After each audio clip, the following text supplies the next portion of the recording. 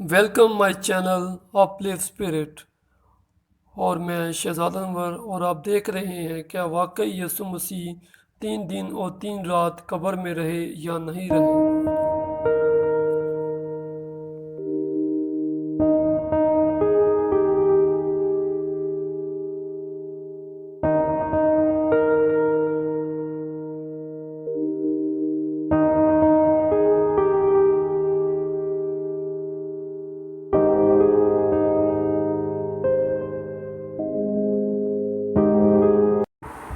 क्योंकि हमें शुरू से ये सिखाया गया और हम सीखते आए और प्रैक्टिस भी करते आए हैं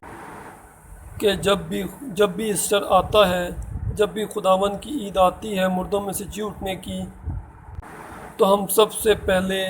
ये मान लेते हैं कि गुड फ्राइडे को खुदावन यीशु मसीह ने अपनी जान सलीब पर दी। तो इस हिसाब से अगर हम देखें तो ये 3 दिन और 3 रात नहीं बनते। यीशु मसीह ने कहा क्या दिन में 12 घंटे नहीं होते, यानी कि जो बात हो रही है वो घंटों के हिसाब से हो रही है, यानी एक मुकम्मल दिन की बात और एक मुकम्मल रात की बात। तो इस हिसाब से यीशु मसीह की प्राइवेसी देख लेते हैं। तो खुदा यीशु मसीह ने कहा कि इस जहान के जो बदकार लोग हैं उनको यूना नबी के निशान के अलावा कोई और निशान नहीं दिखाया जाएगा। यूना नबी जैसे 3 दिन और 3 रात मछली के पेट में रहे, ऐसे ही इब्ने आदम भी 3 दिन और 3 रात कब्र में रहेंगे। तो इससे पहले कि हम जाने कि खुदावंद यीशु मसीह 3 दिन और 3 रात कब्र में कैसे रहे, वो सब कुछ मैं आपको इस वीडियो में एक्सप्लेन करने वाला हूँ। इसलिए आपने जो भी काम करना है वो जल्दी से कर लें ताकि आपके इल्म में इजाफा हो। आज आप कुछ नया सीखने वाले हैं, लेकिन इससे पहले मैं आपसे एक सवाल करना चाहता हूँ। अगर आपको जवाब आता है तो नीचे कमेंट्स में अपने रिप्लाई करें ताकि दूसरे लोग भी बरकत पाएँ। सवाल ये है कि जब खुदावन ने बाग अदम में कहा था कि बाकी फल खा सकते हो, बाग के बीच वाला जो फल है वो नहीं खाना, जब खाओगे तो मर जाओगे, ख़त्म हो जाओगे। तो हम कलाम में देखते और पढ़ते हैं कि आदम नहीं मरा, बल्कि वो उसके बाद भी जीता रहा और अपनी उम्र 930 वर्ष की पूरी की। लेकिन अबलीस ने उन्हें सांप की सूरत में आकर उनको वो फल खिला दिया और कहा कि तुम ये फल खा लो तो खुदा ताला की मानिंद बन जाओगे और नेकोबद की पहचान करने लगोगे और तुम्हारी आंखें भी खुल जाएंगी। लेकिन ऐसा नहीं हुआ। तो क्या अबलीस ने उनसे सच कहा था या खुदा ने उनसे सच कहा था? यकीनन हम जानते हैं कि खुदा ने सच कहा था कि तुम जिस दिन उस दरख्त का फल खाओगे तो मर जाओगे। तो अब ये मुझे बताएं कि वो क्यों नहीं मरा। अगर आपको इस सवाल का जवाब आता है तो कमेंट्स में लिखें और इसको हम नेक्स्ट वीडियो में देखेंगे। और अगर आपको जवाब आता है तो लाजमी अपने जवाब इसमें लिखिए, सवालों के जवाब लिखिएगा ताकि दूसरे लोग भी बरकत पाएँ और लोगों के इल्म में इजाफा हो। तो चलें अपने टॉपिक पे हम वापसी आते हैं, अपने टॉपिक पर चलते हैं। तो टॉपिक हमारा ये है कि खुदावंद यीशु मसीह खुदावंद कब्र में रहे तो कैसे रहे।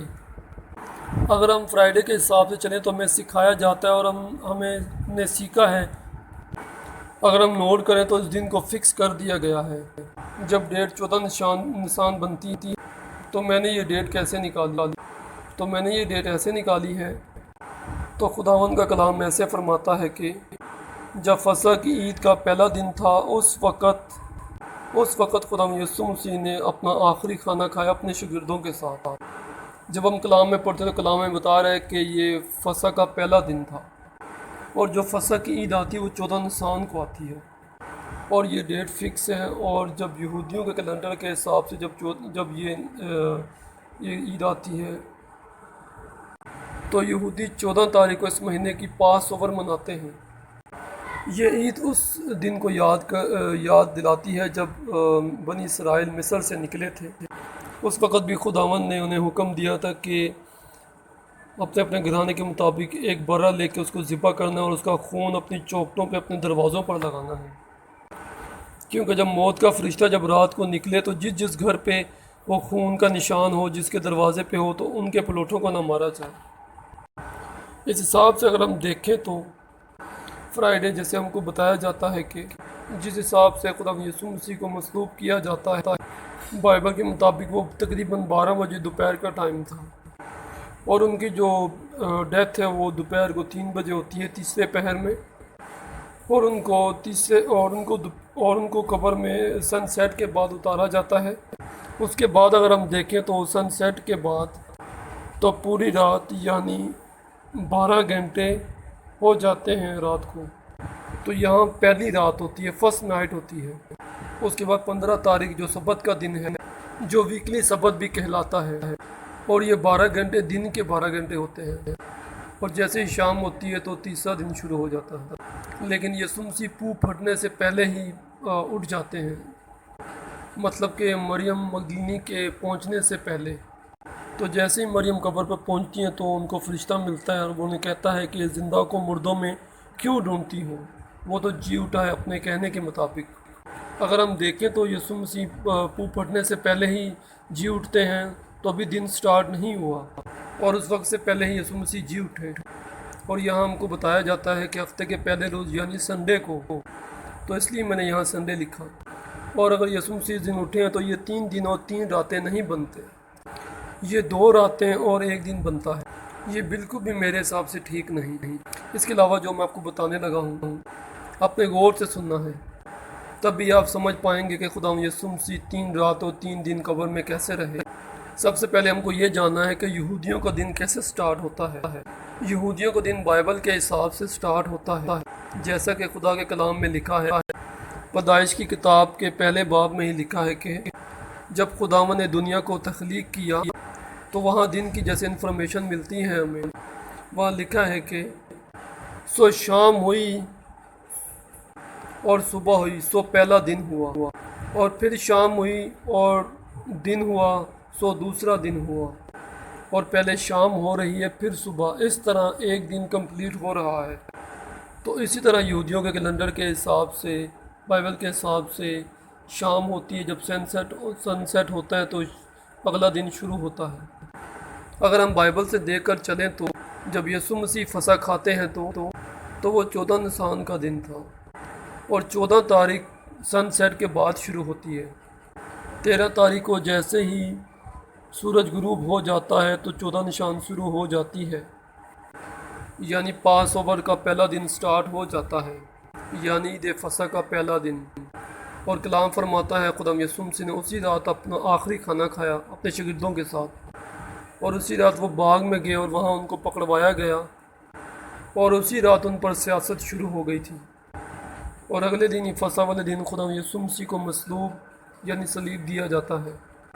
تقریباً دوپہر کے 12 بجے خدا یسوع مسیح کو مصلوب کیا جاتا ہے،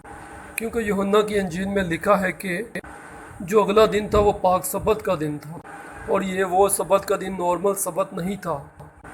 جو وہ ہر ہفتے مناتے تھے۔ ہر ہفتے سبت منانا ہی منانا تھا، لیکن اس کے علاوہ خدا نے 7 سبت منانے کا حکم دیا جو بائبل میں ملتے ہیں، اور یہودیوں کے لیے وہ 7 سبت بھی منانا لازمی تھا۔ تو اگلے ہی دن جب یسوع مسیح کو کروسیفائیڈ کیا جاتا ہے تو اس سے اگلا دن ہائی سفر تھا، یعنی ہائی سبت منایا جاتا تھا، اور یہ مجمع کا دن بھی کہلاتا ہے۔ اور یہ مجمع کے دن بھی ہر چیز بند ہوتی تھی، مطلب کہ وہاں پہ کوئی چیز نہیں ملتی تھی، سارے بازار ہر ایک چیز بند ہوتی تھی۔ اور یہودیوں میں یہ بات مشہور ہے کہ سبت سے پہلے جو مصلوب کیے جاتے تھے ان کو اتار کے دفن کیا جاتا تھا، اس لیے خدا یسوع مسیح کو بھی صلیب سے اتار کر اجازت لے کے تو ان کو بھی دفنایا جاتا ہے قبر میں۔ ڈیٹ مین کہ جب شام ہوئی تو 15 نصان شروع ہو گئی، اور یہ پوری رات کے 12 گھنٹے بنتے ہیں، جو کہ یسوع مسیح کی پہلی رات تھی قبر میں۔ اس کے بعد سبت کا دن تھا، اور عورتوں نے ایک دن پہلے ہی سارے مسالہ جات لے لیے تھے جو لاش کو لگانے تھے، تاکہ لاش سے بدبو نہ آئے، قبر پہ جو بھی جائے تو اس کو خوشبو آئے، اور لاش دیر تک جو وہ نہ چلتی رہے۔ کلام کے مطابق وہ ساری خوشبو، وہ ساری مسالہ جات جو تھے وہ سبت کے دن نہیں لگا سکتے تھے، اس لیے وہ سبت شروع ہونے سے تھوڑا دیر پہلے ہی وہ ساری چیزیں وہاں پہ قبر پہ لے کے آئیں تاکہ لاش کو وہ ساری چیزیں لگائی جائیں۔ اور 16 نصان جیسے ہی شام ہوتی ہے اور اگلا دن سٹارٹ ہو جاتا ہے، اور اس رات کو بھی یسوع مسیح قبر میں ہی ہوتے ہیں، یعنی ایک رات، ایک دن اور اگلی پوری رات بنتے ہیں۔ اگلا جو دن ہے، اس دن کو ہم نے نوٹ کرنا ہے کہ کیا ہوا جب وہ عورتیں ساری وہ چیزیں خوشبو والی لے کے جاتی ہیں قبر پہ، کیونکہ اگر ہم یہ دیکھیں کہ اکثر یہ سمجھا جاتا ہے کہ انہوں نے وہ ساری چیزیں قبر پہ آنے سے تھوڑی دیر پہلے لی تھی، لیکن ایسا نہیں تھا، کیونکہ اگلا دن سبت کا تھا تو اس دن ہر چیز بند ہوتی ہے، تو انہوں نے ایک دن پہلے ہی یہ ساری چیزیں لے لی تھی۔ یہاں اگر ہم کلام میں دیکھیں تو لکھا ہے کہ جو بریکٹ میں لکھا میں اس کی بات کر رہا ہوں، جو اگلا سبت کا دن تھا وہ ایک ہائی سبت کا دن تھا، وہ ایک مجمع کا دن تھا، تو ہائی سبت ہونے کی وجہ سے وہ مسالے جات نہیں خرید سکتی تھیں، دکانیں بند ہونے کی وجہ سے،